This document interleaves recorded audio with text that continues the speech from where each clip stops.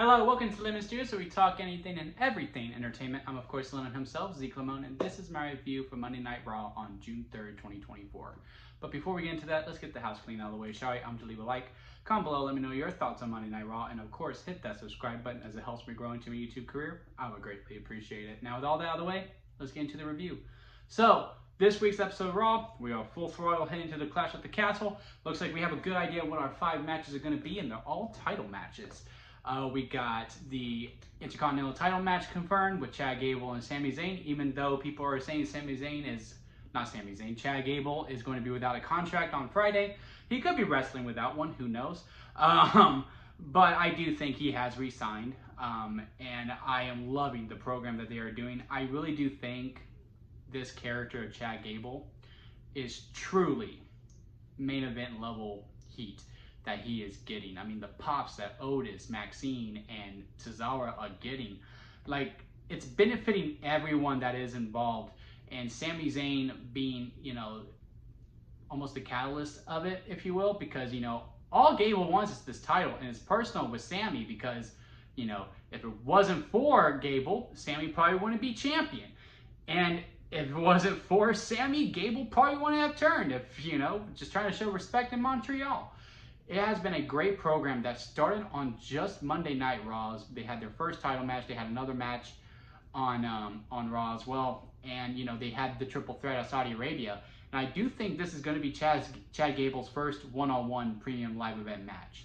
If I have that right. Because I think he's only been in tag team matches and then multi-man matches at PLE. So, really, really happy for him.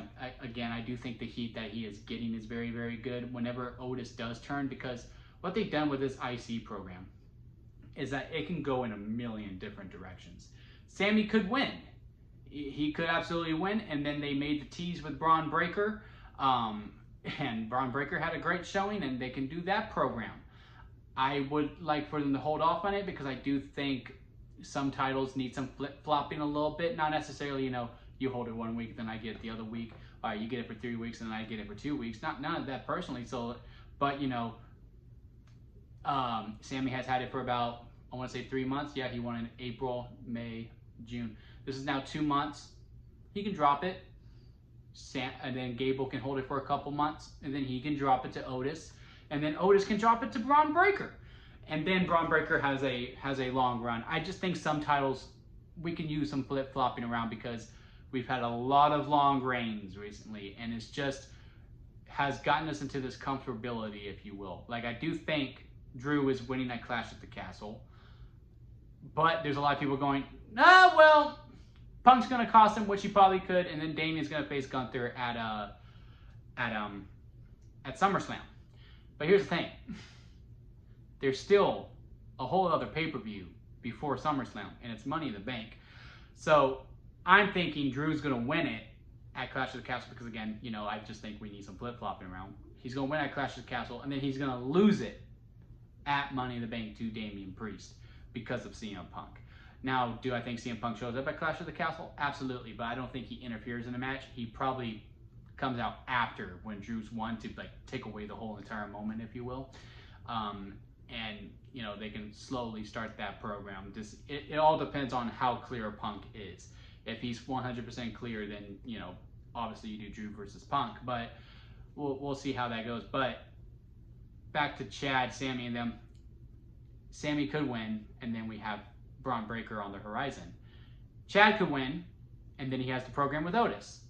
And then Otis can win. And, there's just a bunch of different storylines we can go. And it's really within that, throughout the whole entire mid-card. They have really beefed up the mid-card quite a bit, and has really made the 3 hours fly by a lot faster. I don't know if it's just me, but to me, the 3 hours is starting to easily be more consumed.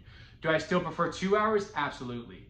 Like, SmackDown flies by, but the storylines that they have with Raw and the match qualities that they have is getting more easy to adjust with the 3 hours. And I would also argue Raw might be the better show than SmackDown, to me, personally, with the storylines. But yeah, also got Chad talking to the Creeds. They're going to be forming pretty soon. We're going to have a nice little stable there. And we get Alpha Academy 2.0, especially when Maxine, Cesaro, and Otis do break free from Gable. And just a lot of good stuff heading up onto the horizon. But now to go back to the main event program with Damien Priest, it just needs to feel more like a main event. Now, granted, Damien, we don't know if he's like kind of playing both face and heel, if you will. I do think he's more natural as a face. I think it is time to like just go, all right, we'll turn you in. Judgment Day's about to, break free, and go on your own, Damien. But sometimes he works face. It really depends on who he talks to, because like even the stuff with Jey Uso is just like, what are you doing? Granted, I've honestly enjoyed most of the stuff that Damien has done, but even me, who has enjoyed the work that he has done, I go, I don't really know what they're doing with him. And, he's not just got Drew to deal with. He has Gunther on the horizon, which I do think they should leave Gunther off TV for a little bit, because he has plans already. It's at SummerSlam. What else does he need to do? He ain't beefing with no one. Sheamus doesn't want to go around 3. Who else is there? There's Ilya, but Ilya's got Braun Breaker to deal with right now. And I think Money in the Bank is 3 weeks after Clash at the Castle. Just let him stay off until after Money in the Bank, and then bring him back when he starts his program, assuming with Damien Priest with how I think the storylines are going to go. But Drew versus Damien just feels like an afterthought. And this is supposed to close Clash at the Castle. I just need a little bit more of a sizzle. I just need a little bit more heat with this program. They had a nice program, the backstage segment. I like the back and forth with him, like, oh, you're having a good day, Damien. Yeah, I'm the champion. And, you're still your own worst enemy, Drew. And then that came to fruition in the ending segment, where Drew could have easily put Damien through the table, but he just had to yell at Michael Cole. I like the stuff that they're doing. It just doesn't feel like a main event. And I just need it to feel like a main event. You know what I mean? And honestly, the main event scene overall, not just with Raw, but also with SmackDown, has felt that quite a bit. Even the stuff with Cody, like, even when we got to Backlash, when it was AJ versus Cody, it finally felt like a main event. But the stuff with Logan Paul, I was like, well, Gunther and Orton's the main event. The King of the Ring final's the main event. We just need these titles to feel a little bit, just have a little bit more meat to them. I do still think the WWE title is significantly more important than the World Heavyweight title, which is another reason why I think the World Heavyweight title needs to close the show, is because the World Heavyweight title needs to main event surpass the WWE title to make them feel more equal. Because as of right now, anytime the WWE Championship was defended, it was going on last. And the World Heavyweight title was either opening or second to last. And we just, to make it feel like, yes, no, this is a main event title too, it needs to be on the same show where the WWE title is being defended, but it goes on last. And this match doesn't have that heat for it. Like now, AJ versus Cody does feel like a main event. Because let's face it, that's going to happen at Clash at the Castle. And now it has that heat, that sizzle, and it's just like, ooh, let's see what's going to happen. And they have that 5-star match at Backlash. There is much more meat on that bone. And if that's going to open, even though Drew's going to have home field, I'm struggling with it a little bit. But, we still have one more week to go about it to see if they can stick the landing. I think they're going to have a great match nonetheless. It's just the program overall, I just think could, use a little more meat. Now on to the women's division. The women's tag division, y'all know me, I've been pretty critical of it. I just want more from them, especially with people like Jade and Bianca with the titles, because, they're such big stars. Bianca's arguably, the female face of the company, and Jade is Jade. She's also a major star. You're putting her on posters. Hell, she didn't even have to wrestle for the first 6 months of her contract, and she still got a big ovation when she finally arrived. You know what I mean? And I would just think, okay, you're going to take these titles seriously now because you put them on two of your biggest stars, and it just hasn't felt like that. And the WWE women's tag titles have just felt like, well, can't really go for the main belt. Got a friend, she ain't doing nothing. Hey, y'all want to have a fight? Oh, okay, yeah, sure, let's do it. That's just kind of really how the WWE Women's Tag Team titles felt.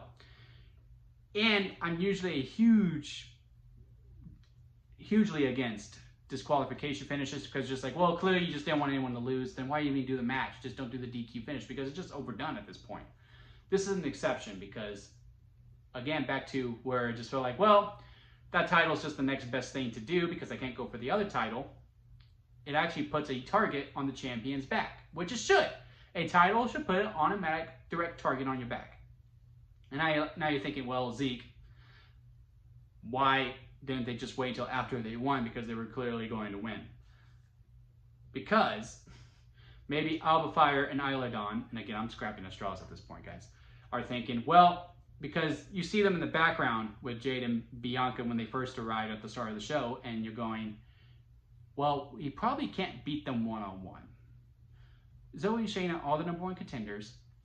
If we can somehow finesse our way into a triple threat, let those two teams kill each other, then maybe we can sneak in and get the win. I'm assuming that's how the booking's going to go at Clash at the Castle, because I'm assuming we're going to get this triple threat, which, awesome. I'm glad that Alba Fire and Isla Dawn are going to be showcased in their home country. It's going to be really happy for them.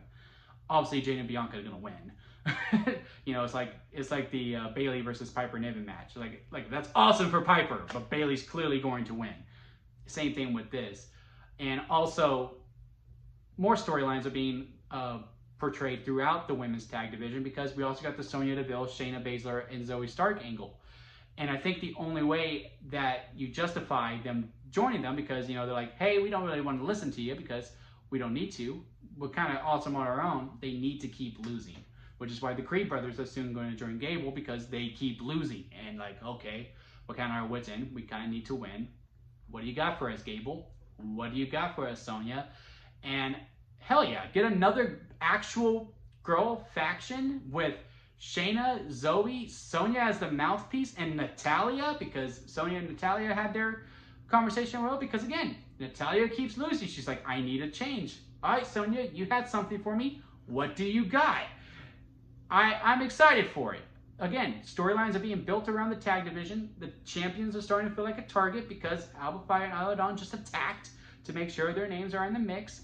We still got a long way to go with these belts. Don't get me wrong.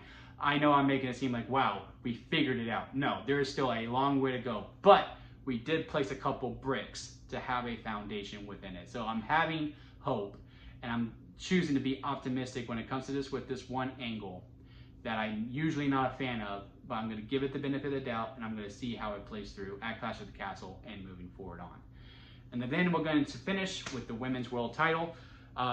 Again, this is a case of where the Women's World Title feels significantly more important than the WWE Women's Title. Liv's clearly having the break at Clash of the Castle. Looks like they're going to flip-flop the women's titles until SummerSlam, where I'm sure both will be showcased, because SummerSlam is basically the second biggest show of the year. It's the all-star break, if you will, or, you know, just summer WrestleMania at this point, because it's going to 2 nights as well. I gotta tell you, Dom, you are one strong man. I gotta tell you, I may have folded. I'm not gonna lie. Someone like Liv Morgan coming to me like that, saying these things, grabbing my side, putting their hand down, and then playing with the hair, I would have giggled just like you, like Pat McAfee did. That was a great segment, by the way. That was an absolutely great segment with Pat McAfee showing the smile and all that stuff with his pen and in the yellow. It was a great segment. I would have folded much sooner than you. I would have been giggling the whole time, like, no, stop it, Liv. Thank God for Finn Balor, am I right? Unless Finn Balor's also in on it. I like it. We haven't had a messy story like this in a minute, where, you know, it's just steamy and like it makes some people uncomfortable and all this stuff because of how, I guess, sexual it is. But it also just makes the title, you know, more showcased. And also when Rhea does come back and we do this match, I'm assuming at SummerSlam, it could main event. Rhea versus Liv with Dom on a shark cage, maybe, is money. And it is main event level, because when we hear This Is My Brutality, it's going to be a big ass pop. And maybe Dominic has sided with Liv at this point, because we also had the segment later where Liv came out to stop Braun from killing Strowman, not Breakker, from killing Dominic Mysterio. I'm really enjoying it. I am really enjoying it. It looks like everyone's really comfortable with it. Everyone's having a fun time with it. And I am very curious to see how much steamy it gets later on. I did see that Liv spent 2 hours liking every single one of Dominic's posts. I was like, way to commit, Liv. Way to commit. She's doing excellent work right now. I think she she's on a run right now, and I don't see this momentum falling anytime soon unless Rhea comes back. But we'll see, because I think they're going to turn Rhea face. I think Rhea's going to be working baby on that, even though Liv has every right to be doing what she's doing. She's going about it the wrong way, but she did say that she was coming for everything, and she is about to get it. But yeah, overall this week's episode of Raw, I liked it. I like the progression of the storylines that we are getting. Again, even though Liv has the bye week, or the bye month, if you will, from this premium live event, she is still very much showcased, still making it feel like a prominent threat, because again, that women's world title does seem significantly more important than the other WWE Women's title, because when we were doing the Becky versus Liv match, it was kind of, the WWE Women's title was just kind of there, and they would just interview Bayley, while there's an actual ongoing storyline with Liv. But overall, I'm really enjoying it. Again, to me, Raw, to me right now, is the superior show when it comes to the storylines, because there's just a bunch of threads that I could just go around, and there's just a lot of, ooh, I wonder what's going to happen here, I wonder what's going to happen here, when is this finally going to take off, and what's the end game of this, when is Judgment Day going to break up, blah, blah, blah, blah, blah. Just there's a lot going on. Well, SmackDown's like, well, I wonder what Cody's going to do, is what it feels like. But we'll get to SmackDown. We'll see how we'll get that review going there. I'm going to head on out. Going to get ready to watch The Acolyte on Disney Plus and get ready for that review. So until next time, guys, I'll see you here at Lemon Studios.